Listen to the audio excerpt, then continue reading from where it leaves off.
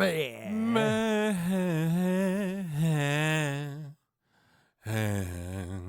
Keep going, man. Keep going. Hey, man, it's my vocals, man. I'm out here trying to do it. That's what I like. Jodeci. You know what I'm saying? Blackstreet. That's good shit.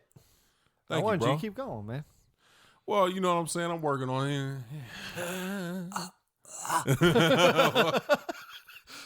Clear it out a little bit. You know what I'm clear saying? them out. You know what I'm saying? How's everything going, man? Hey, man, we back at it like a goddamn Craftmatic. Man, welcome into the gray space, everybody. Hello welcome there, guys. Yep. Come on in. Come on in, man. Don't even worry about it. Yeah. Everything's going good, man. That's good. Nice.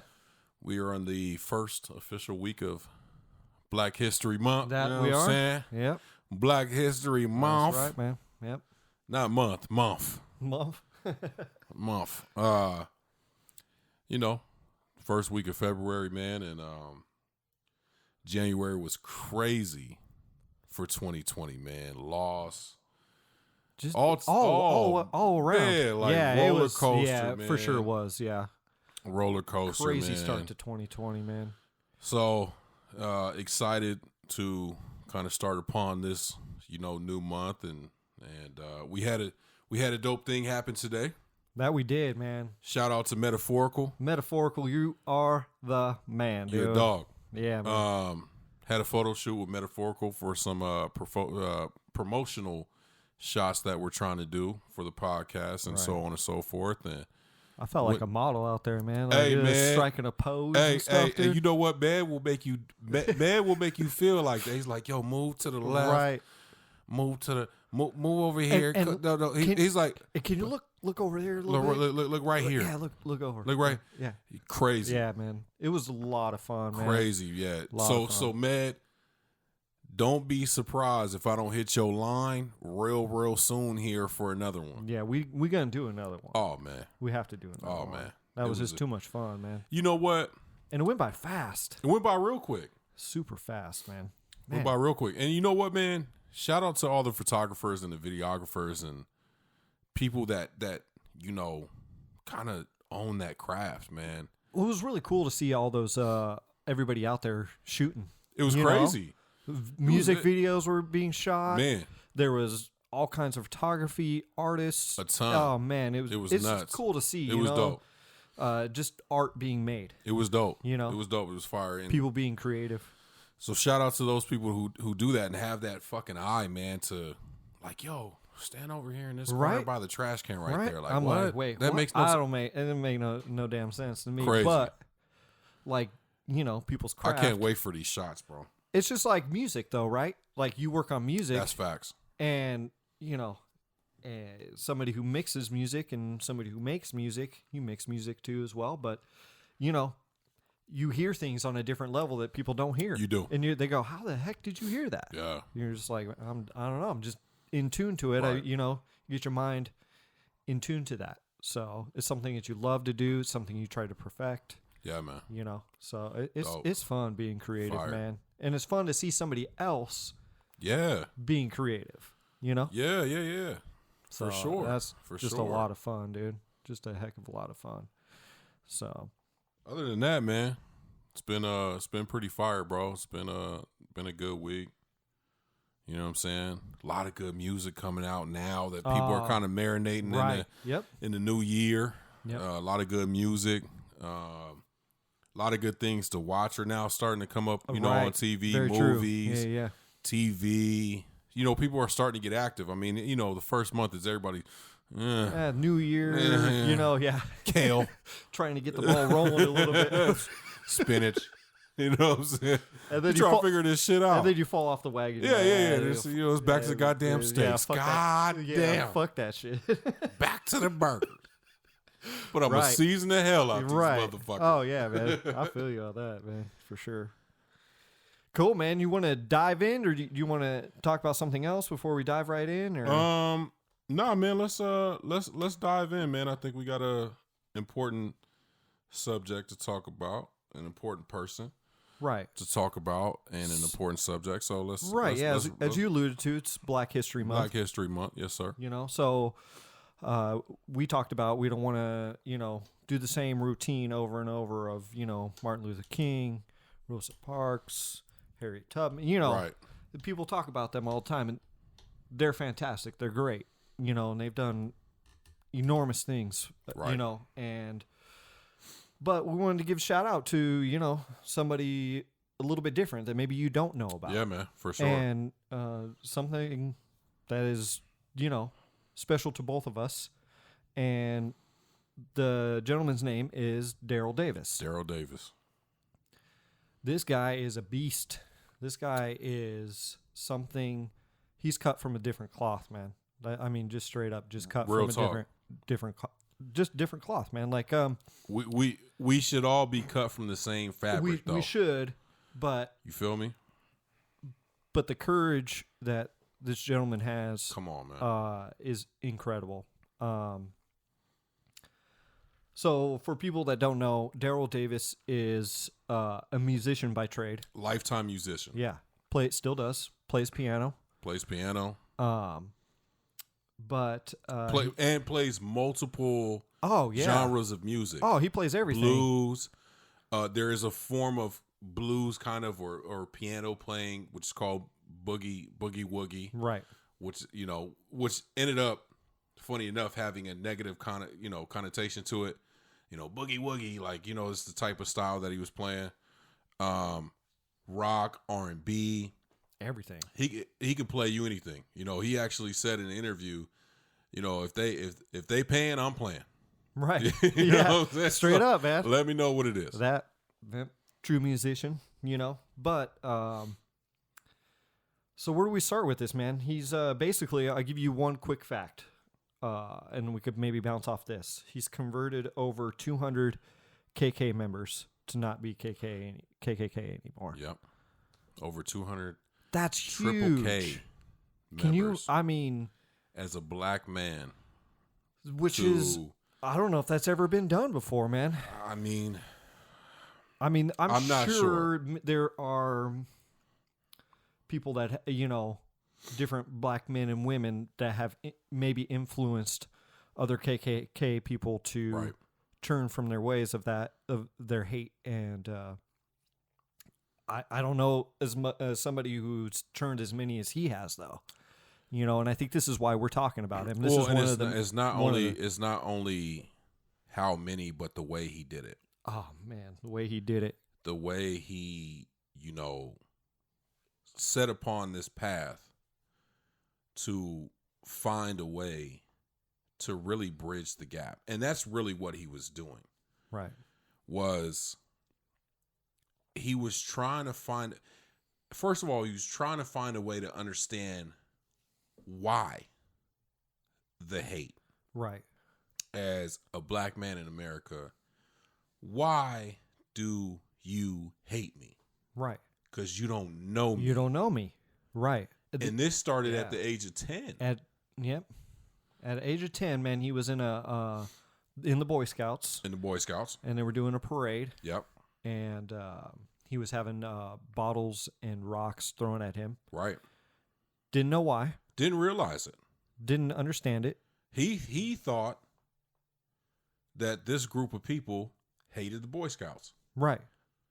And then realized they were targeting him when the I don't know, the senior superiors. He didn't realize till later. Well, I mean, when they he came and they protected him. Right. Right. And he's got all these bumps and bruises and cuts. And he goes home to Right. mom and dad. Right. And mom and dad sit down and say, hey, look, no, this is a form of racism. Right. And he's never heard that term before. No, never heard that. Because his dad was I guess part of the military to some extent in the embassy. Yeah, it was. He traveled around the world. Right. His dad did, and he went to different parts of the country. Right. And he called it basically like seeing kids in a UN meeting. Right. Basically, he called it the Kids United Nations because I walked in. There was French people there. There was German people there. There was people from Nigeria, people from China. That was my classroom growing up. Right. Is what he was saying. And so that was the first 10 years of his life. You know what was really interesting when he was talking about that? It was when he was saying, he didn't realize because this, by the way, this was 1968 that this happened. It was 1968, yep. Here Which, in America. by the way, is not that fucking long ago. No, it's not that long ago. Not at all. And so, but one thing that stuck out was how far behind America is as far as the racial tensions between blacks and whites in particular. Right. And that's why he didn't understand, because when he was overseas in these other countries, he was like, the classroom was full of different races of people. Right. It wasn't no big deal. Well, and then he said when he came back, right, Mm-hmm. he was either in an all black school that hadn't been integrated yet, or he was in an integrated school. So it was a mixture of blacks and whites. Right. And so he didn't quite understand it. And mind you, he's in Maryland, Mm-hmm. which, of course, everywhere in America, everywhere across the world, there's still racism, right? But if you're thinking Maryland compared to Alabama, Georgia at that time, Mm-hmm. you're thinking, oh, okay, we're kind of forward here, at that point. Now you're going to get some things, but not, he never experienced it the way that he had experienced it once he finally touched down, and, Right. crazy. Right. So what I thought was really interesting too is he, that question just was burned in his brain of, how can you hate me without even knowing me? Without even knowing just your skin tone. Yep. Like, why do you hate me? Like, I don't understand. And, so he proceeds, the story is he's in a bar, Mm-hmm. Mm-hmm. a all white bar basically. Right. And he even said it's not like blacks couldn't go in there. It was They chose not to because they understood. Exactly. Right. And then finding out that basically the KKK frequent there. Right. Quite often. And so he was up there with his band. They were playing.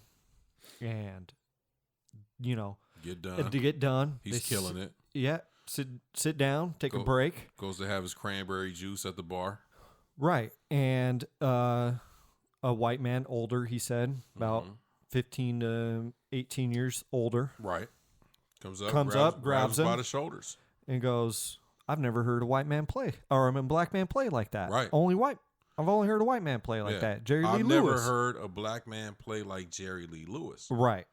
And he was like, well, that's weird, because Jerry Lee Lewis learned from right. black men. Right. He learned how to play. Have you not heard of Little Richard? Not only do I know this, but I know Jerry Lee Lewis. Right. And the guy didn't believe him. Right. But they entertained the thought. Right. So he was like, let me buy you a drink. Let me buy you a drink. The white guy actually. Right. Said, let me buy you a drink. And I guess they were sitting down, chit-chatting. Mm-hmm. And the guy said, yeah, I'm part of the KKK. Well, what he said was, this is the first time I've sat down and had a drink. He did, yes. With a black man. Yeah. And Daryl said, well, I think that's odd, because I've, in his mind, he goes, I've had plenty of drinks and meals and conversations with all types of white people. Mm-hmm. And again, his level of thinking was, because he had been so diverse in his way of living, he's met people from across the world and different race. He understood, but couldn't understand why. Right? Mm-hmm. And how. And so he was like, that's crazy. Mm-hmm. And his boy was sitting with him. Right. His boy kind of nudged him and said, tell him why. Because Daryl's asking why. Well, why haven't you sat down and had a drink or a conversation or a meal with a black man? And he goes, I'm a member of the Ku Klux Klan. Yep. And then Daryl said he started laughing, cracking up. Right. He started laughing, just like I'm laughing at this mic dropping on me right now. But yeah, man, he started laughing and basically didn't believe the guy. Right. But then the guy pulled out of his wallet a card. His team membership card. His card. His KKK. And, produced it. He stopped laughing. He was like, "Oh, this is legit. This is real." Okay. And then that's when he said, "Well, I have this question of why, why do you hate me?" Right. For basically the color of my skin when you don't even know me. That's when he kind of started with the idea. Right. Right. But the crazy thing of, so he had a conversation and towards the end of the conversation, the guy said, "Let me know when you're playing here." Right. And hit me up. I'm bringing the homies. Yeah. And he said he, frequent there, every once in a while. Every couple of Saturday, Sundays, he'd be out there. Yeah. And he'd be out there. And then because he was playing with the band. Right. Right. And then he said that he would bring the men and women of the particular Ku Klux Klan that was, right, in the area. And they all loved his playing. Right. And they all just admired the way he played the piano. Right. Now, some of them would stay back and chop it up with them. Right. Not all of them. And some of them would be like, hey, you good. You good, but that's about as far. Nah. Right. You know what I'm saying? Right. But that's about it. Yeah. So, but what's really interesting, man, is how he became friends with this guy. And this is, I think, really interesting part of the story is because, and I give a lot of props to Daryl because he actually looked past that Ku Klux Klan. Right. And said he found humanity in that person. Right. And how do you do that, man? Like, I sit there and I think about that and I'm like, I just, I would want to not like that person. Right. Right. Like, how the hell are you thinking that way? Not only like him, but hate him. But yeah, exactly. And despise him. And he didn't. What he said something very interesting. He said, "I didn't get offended." Right. And I was like, man, you didn't get offended by the stuff that was coming out of his mouth about the ignorance of, yeah, what this guy was talking about. Yeah. But he plugged away and they became friends. Yeah. Good friends. Really good friends. He also said something very interesting. He also said, it's about planting the seed. Exactly. Right? And he said, that's the first part. Right. He goes, but the problem is, say you or I plant the seed for somebody. Right. And then you just leave it at that. You don't fertilize it. He said, most people will plant the seed, but then walk away, never call, never come around again. They don't do anything. They never fertilize it. And he goes, you don't understand that you have to keep nurturing. You got to water it. Not necessarily every day, but you have to nurture this to grow. Got to give it soil. You can't just plant the seed and go, yeah, it's going to grow. Right. We're good. And just walk away and then nothing happens. Right. Because then that seed just dies. It doesn't. Right. Well, it doesn't do it. Nothing. It doesn't do anything. Right. It just. And then there. what happens is weeds grow around it. Mm-hmm. Well, of course. I mean, people's minds, they get very easily corrupted. Right. And you can talk about this without racism. You can talk about this with all different kinds of things. Any type of prejudice you can talk about this with, and just in life, yeah. Yeah, and it happens all the time, but you have to... And what was really cool to me, he wasn't really out to, he was out to, change their mind, but he was, giving them just I'm a black man, but I'm just a regular man. Well, and that was the thing, was that it wasn't really like he was setting out to change their minds. Mm-hmm. He wanted to understand their minds, right? Understand their feelings, right? Mm-hmm. And so once he did that, the power of him letting his guard down, right, and saying, I'm not here to change you. I just want to understand you. Right. So I can have an understanding of why and deal with that accordingly. Mm-hmm. Right? In him doing that is what changed people's hearts. Because you get around a motherfucker enough, you get to know a motherfucker. Right. Right? Yeah. Black, white, yeah, Spanish, mm-hmm. Asian, dog, cat. Doesn't matter. You get around something or somebody that has feelings enough, you get to learn about them and learn who they are, why they do the things they do. Right? You could hate each other. Get around a motherfucker long enough, you're going to learn to like each other. Right. Right. It is what it is. And that was the other thing he said, too, that was really, big and important, was that he could always find a commonality between everybody. Always find something, a through line. Yep. Basically, whether it was his music, right. Whatever it was, he always found a through line with this person. Now we don't. So, I think that's really important too, is as much as we can disagree with somebody's hatred towards somebody's color of their skin, mm-hmm. Try to understand where they're coming from.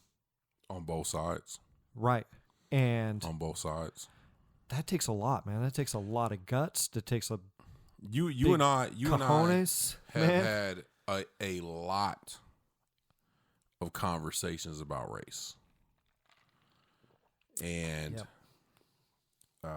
me being mixed black and white, you being white, and me kind of being viewed as a black man, because that's kind of what I am, right? Once you're black, you're black. Once they see you and you identify as black, you're black, and that's what I am. It's not to. I am no more black than I am white, right?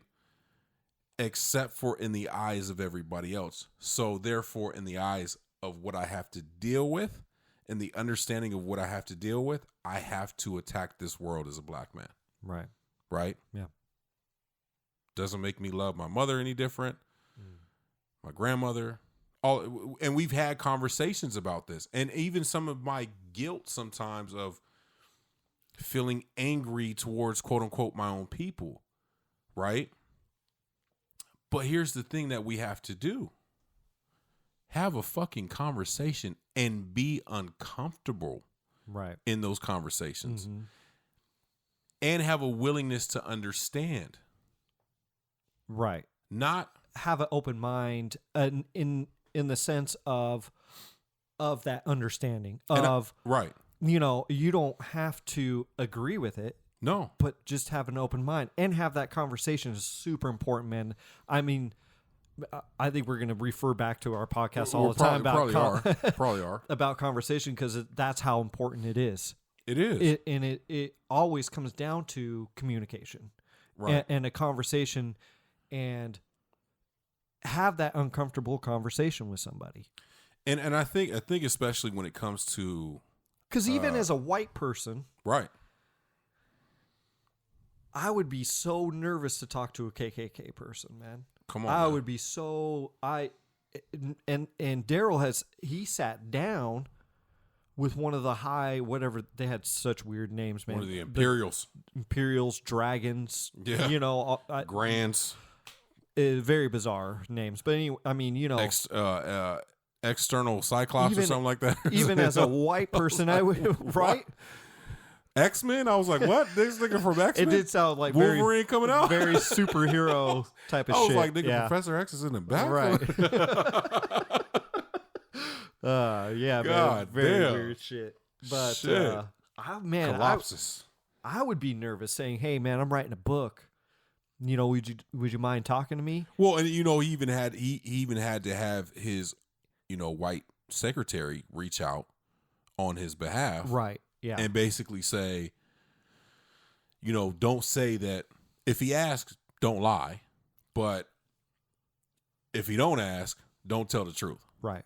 And I mean, but again, man, it's like, but this shit is taught though, bro. It's taught from an early age. Right. Well, I think that was very interesting. He when he was talking about that, you know, he's talking about what he's seen over the years is it's mostly taught.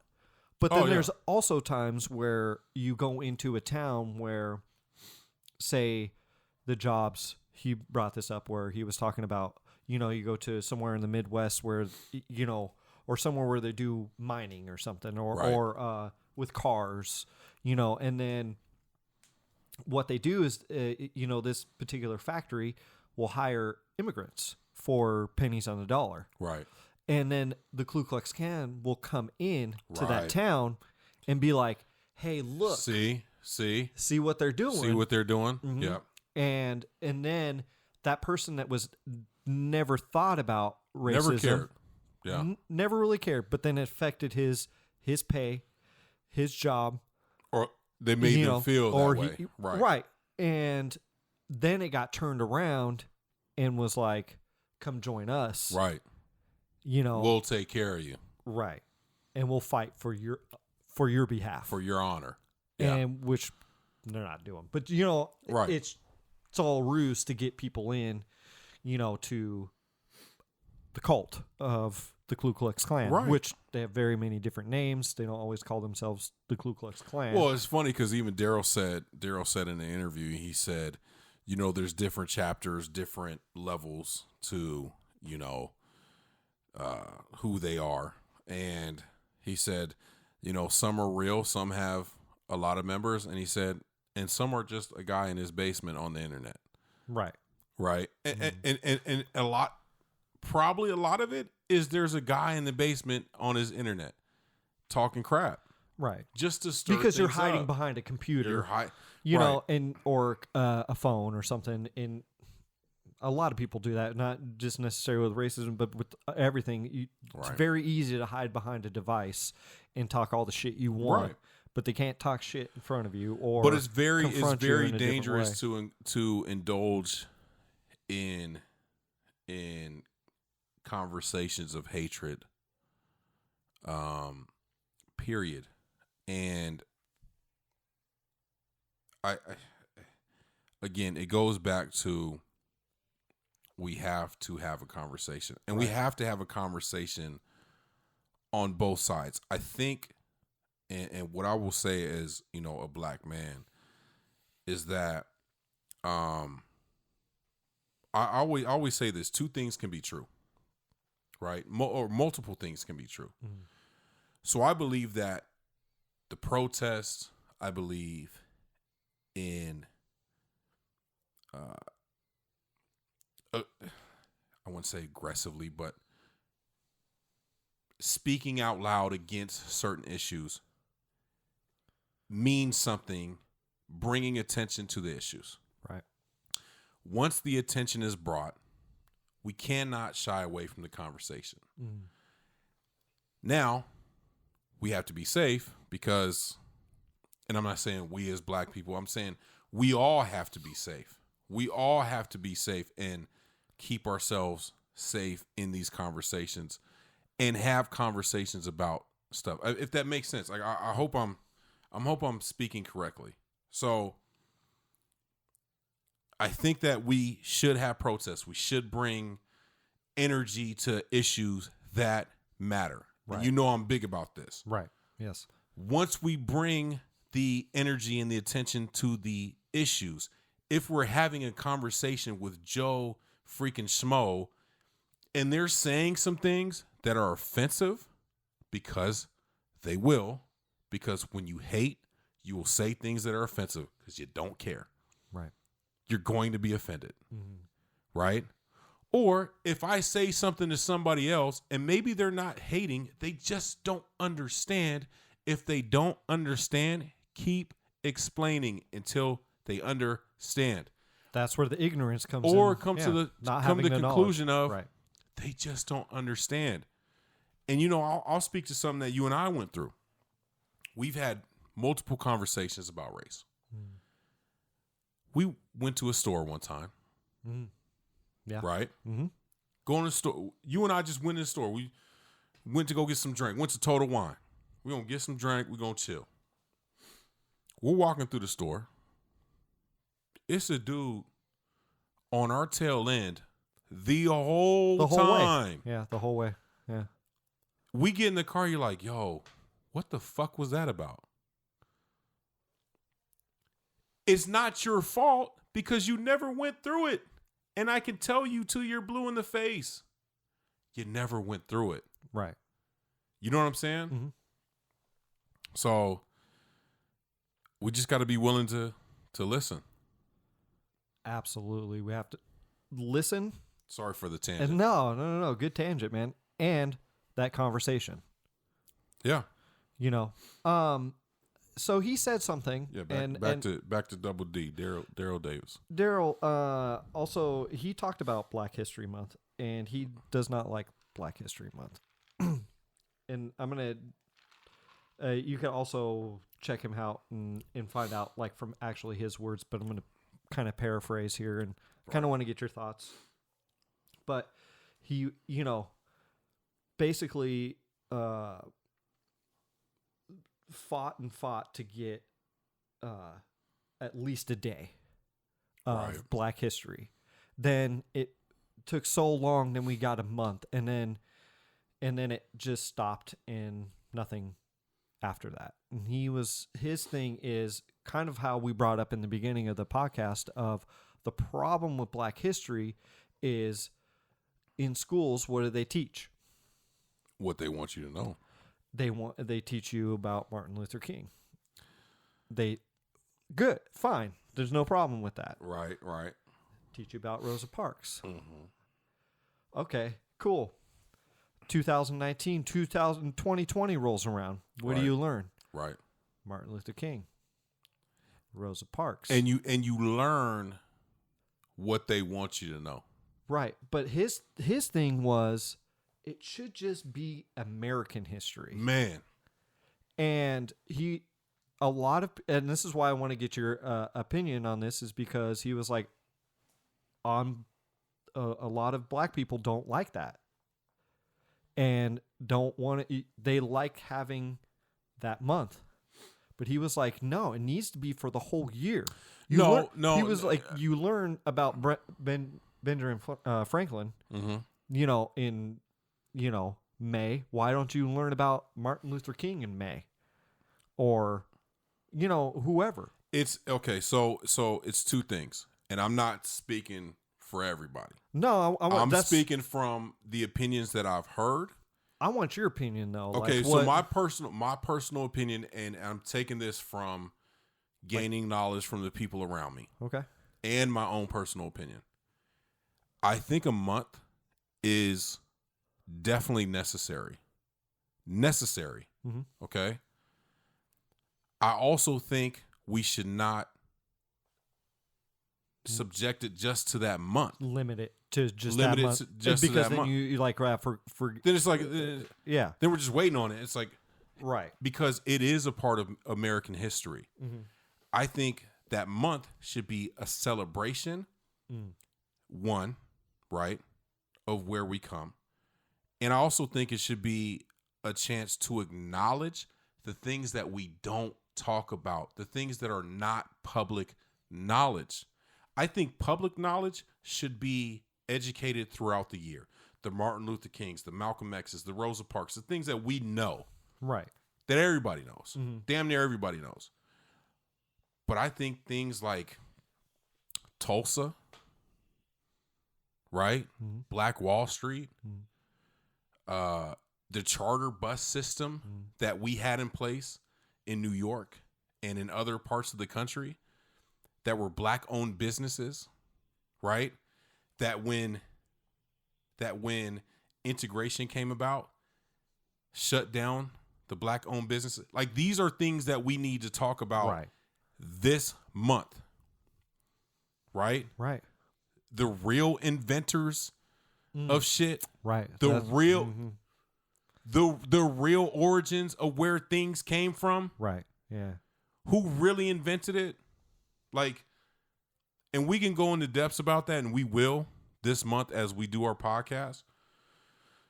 But those are the things that we need to talk about, because there's so many people that just don't know. They don't know. And I'm not just talking about the white people. I'm not just talking about everybody that's not black. I'm talking about there's a lot, myself included. There's a lot of things that I don't know. Right. Because guess what? You know when you find that shit out? When you go to college and you study African American studies. Then you learn about the crazy shit behind the closed door that was behind the closed door, that was behind the double doors that were locked and shut, because that's the real, that is a part of history that they don't want us to know about. They don't want us to see it. They don't want us to see the blood. They don't want us to see the murders. They don't want us to see all these things. The hate. Yeah. And so, yeah, I agree with you. I agree with you that, but I think both things can be true. Both things can be a thing. Right. I think we should have a celebration of Latino people, okay, in this country. Right. And not just quote unquote fucking Cinco de Mayo. I think there should be a celebration of Latino people in this country, because they are part of this history as well. Right. There should be a celebration of Native American people, like for real. Like let's really talk about it, right? Right. Oh, let's go back to the roots. I think there should be a celebration of those who have struggled, and a celebration of those people where we not only acknowledge us, Black, Latinos, Native Americans, but we educate about the things behind the closed doors so that everybody else can see and understand. It's no difference than, Germany and the Holocaust, man. Right. Oh, that's a good point. Yep. There's no difference. Right. I'll tell you what the difference is. It's the hue of the skin. That's it. Whew. Sorry, man. No, man, you're good, man. I can fire off. I can fire off for another hour. I'm about to have a New Jersey twerk. Fingers on her, bruh. Oh man, no, it's good though. So, what else about Daryl Davis, man? What about what else? I mean, I just think he was a courageous man. Very much so, yeah. I think that I really want you guys to look up Daryl Davis and what he's done. And if you're a fan of music, look that up too. Oh yeah, absolutely. He's worked with Jerry Lee Lewis, blah, blah, blah, and a bunch of major blues artists. He's a dope artist, dope player, and what he's done as far as understanding and converting hate to understanding is huge, and we need to champion those people who are not in the history books. And he's still living. Oh, of course, yeah. He's still playing music, and he's still talking to the Ku Klux Klan members. He's still talking to the KKK, which is now the National. Gosh, he said the name of it, National Society Association or something like that. And they're trying to tweak it and make it, put it on PC terms. Right. Trying to make it hidden or something. You know what I'm saying? Also, he has a book, man. Klan, Klan, Destined, relationships. A Black Man's Odyssey in the Ku Klux Klan. He's got another one. The first black man ever to also, he went to rallies and stuff too, man, which is, he got invited to rallies. Yeah. You know, yeah. like I said before, man. What would you do, bro? I'm not pulling up. I ain't pulling up. For one, I'm probably not doing anything that he did. Right, but I ain't pulling up, man. Right. I'd be terrified. Them burning, them doing the thing. You know, he was going through when he was talking about it, it's scary. Yeah. You know, the whole chanting and them all marching around a cross that's soaked in basically diesel fuel kerosene and chanting and saying all these hateful things, and then they all turn and then they all light it and it burns and it's this huge cross and it's on fire. Crazy. Dude, I'm good. I'm good. But the balls on this guy to go and witness this stuff so he can basically report back to write a book. Right. To be the first black man to witness really this stuff. Right. You know? Right. I mean, courageous, bro. Courageous. To me, he's a hero. He is, man. He's like, and he's going to continue to be. Man, it's just amazing. His story is awesome. I really encourage everybody. Do your research, man. Just Google him, man. If you got nothing other to do, man, you can look him up on Joe Rogan's podcast. Oh yeah, Joe Rogan's podcast. We have no affiliation, obviously. No, but we're a fan of Joe Rogan and his podcast, and he's on Joe Rogan's podcast. Great. 2.5 hours is just, and you know what? Flies by. And Joe let him just. He talk. straight up just talked. I think he Joe said he asked a question a here couple and here and there, but he was like, "Wait, they do that? Right? Damn, that's crazy. That was it. Yeah, off to the races. Actually, a great episode. Great episode. It really is good, and I'm glad he got his time. He's got, he deserves a lot of recognition, for what he's done and what he's continuing to do. Yeah. He's a hero, man. He is. So the album we're reviewing this week, man, is Sun Little, Aloha. Sun Little, Aloha. So, man, what are your impressions of this album before we go track by track? Like, what do you think about this album? So it's classified as alternative, right? It's always funny, man. See, I don't know, man. Yeah, we got this shit's ridiculous, dude. It's just so ridiculous. We be scrolling back, scrolling back. Genres don't mean shit these days. No, you know it's the crazy thing about this is that it's labeled alternative, and I think there's alternative elements to it. Yeah, I think even the later part of the album is a little bit more alternative. Right? Not, and I wouldn't say it's like huge alternative, but just a little bit more. Especially in the back half of that album. It's very it's got some reggae elements to it. It's got some soul. It's got a little bit of soul, R&B, a little bit, little R&B. He touches on everything a little bit. Yeah, it's a little bit of everything. It's a smooth album. So now, what do you think? So, okay, I actually have a lot of thoughts on this album. I find this album a little bit boring. And it's not bad. It's not like it's garbage, okay? The other negative thing about it, to me, I don't like the mixing of this album. When I put my engineer hat on, as we talk about, the mixing of this album really bothers me on certain songs. Like, I really can't get... Like, I'm like, can you turn the damn shit up, please, a little bit? Right. Look, I understand, like we talked about in the beginning of the podcast today, was we were talking about artistic and people being creative, right? Mm-hmm.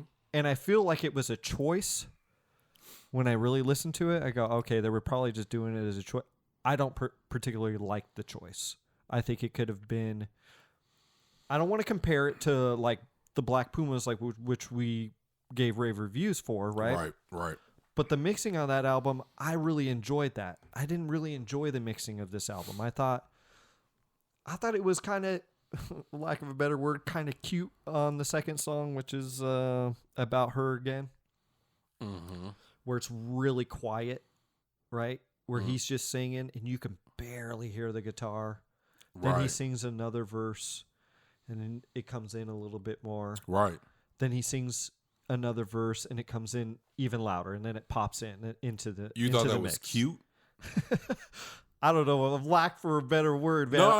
I just don't. That's a funny word. That's why I'm. Yeah, I don't know. Like it's like you fucking around, basically. Oh, that's cute. Yeah, that's cute. Yeah, like let me be cute. That's cute. A little bit here. Let me move this fader. Oh yeah. Wait, just a little bit. Oh wait, let me move a little bit more. Now I will disagree with you on that. Is that I thought it was a great idea. No, wait a second. On that song, I'm okay with it. I think it's cute, but I think it's okay. But what the problem is I feel like they do it a lot in this album, and not necessarily that where it's real, but there are things in the mix of this album. I'm like, oh shit, there's a guitar in here. Wait, there's a guitar in here? Right. Where's the guitar? Right. Like I feel like it was either a mistake or it was just a creative, artistic choice that they made that I didn't really agree with.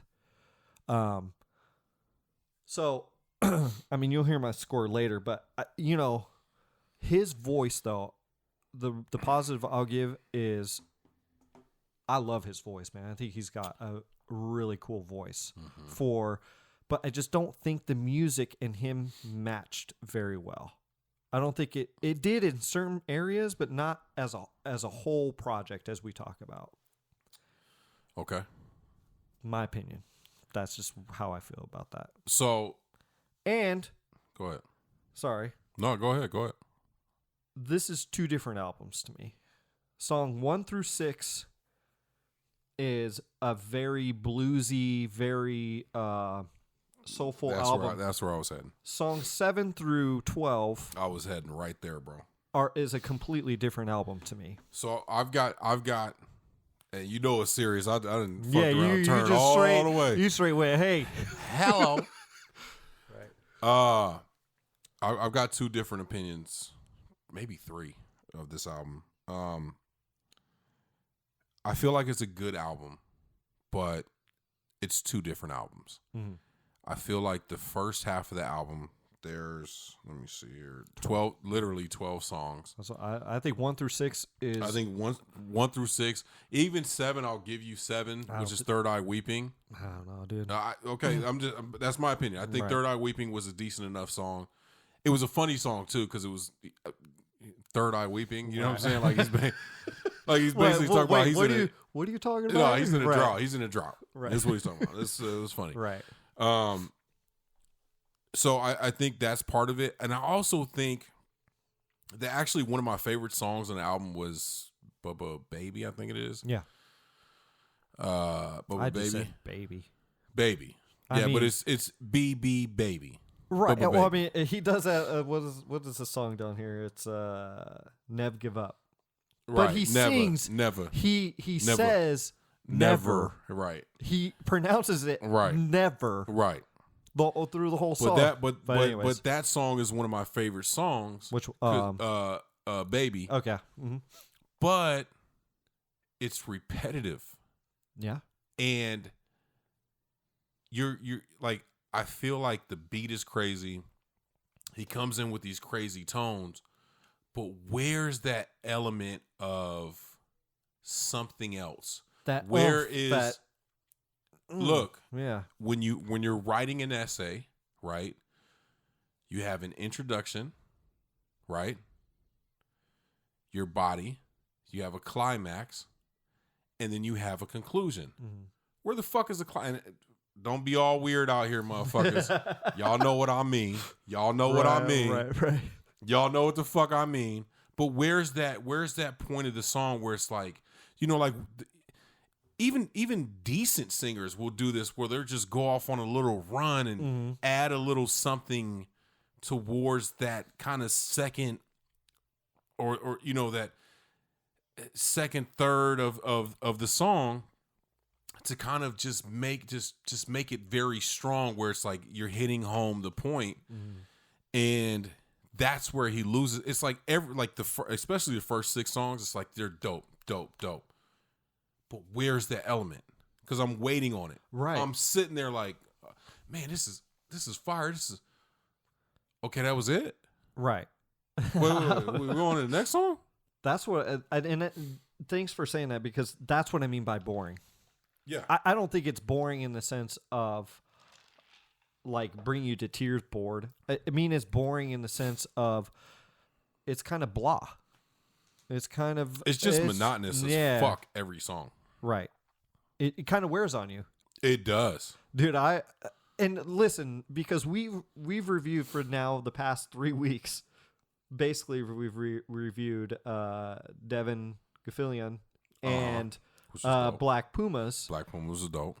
And those two were so good. And I'm wondering if that kind of plays with my head a little bit. No, because I think it is what it is. I think the honesty is that this is a good album. It's a decent album. Just didn't hit home. I felt like it's got points in the album where they're really good and you know, sonically, for one, as far as the production, and I feel like we always do a good job of this, is finding albums where the production is really well. And I think that sonically the production was really good. You know what I'm saying? Like I feel to me, I'm saying me. I feel like, I don't know, man. I don't at least and I'm just saying maybe 1 through 6, bro. Maybe that's what I'm saying is the 1 through 6 is. I mean, you can't tell me. I don't. Yeah, maybe it's possible. I'm trying to think of what song it was. I think it's actually it's Belladonna. I was gonna say, is it Belladonna? I think that's one song I'm really thinking of, and I can't stand the way that song is mixed, dude. Yeah. I can't stand it. It bugs me. I'm like, can you turn that shit? Like, it doesn't need to. Let me be clear. I have to be clear, because louder doesn't mean better. And I want everybody to know that's not what I mean. I mean shit gets lost in the mix. I can't hear it when certain things are happening. I'm like, I know there's a guitar in here. Where did it go? Right. And then you'll hear it, and then it'll be gone. And and I'm like, man, this shit's being interfered with. And I just, as a mixing. My mixing ear was not pleased. Now, on the other hand, just as a listener, I absolutely enjoyed 1 through 6. Then I just kind of fell off. I said, I mean, for me, 1 through 7, man, just because Third Eye Weeping was funny as fuck to me. Because I was like, what? I was listening to it, and then all of a sudden.